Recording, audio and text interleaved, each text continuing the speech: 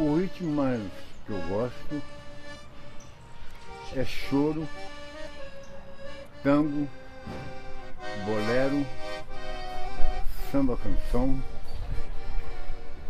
ópera, valsa.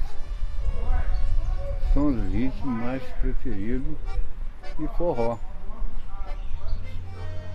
é o que eu gosto. Está dentro do meu repertório. O lugar que eu mais toquei, gostei, fui muito bem aplaudido, muito querido por todos, foi numa cidade pequena chamada Chiador. Fui muito bem recebido e lá eu fiz muita música, toquei bem, fiquei muito satisfeito com todos.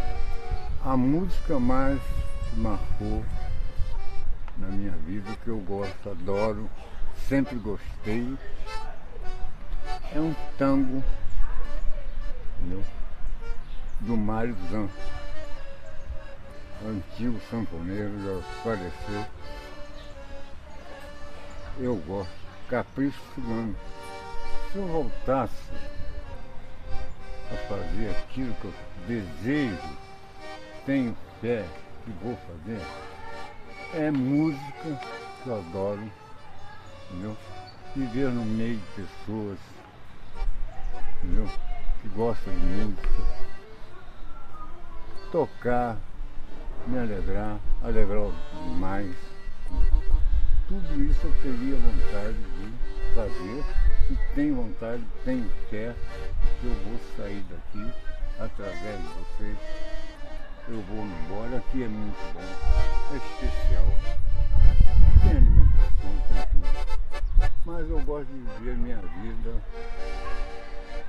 à vontade, sair, fazer um descarte, andar, conhecer vários lugares que eu conheço. Tudo isso eu tenho vontade de fazer ainda antes de morrer. Minha vontade seria essa. E peço a vocês dois que dê uma força para mim ir embora. É um único pedido. Não tem nada mais a falar.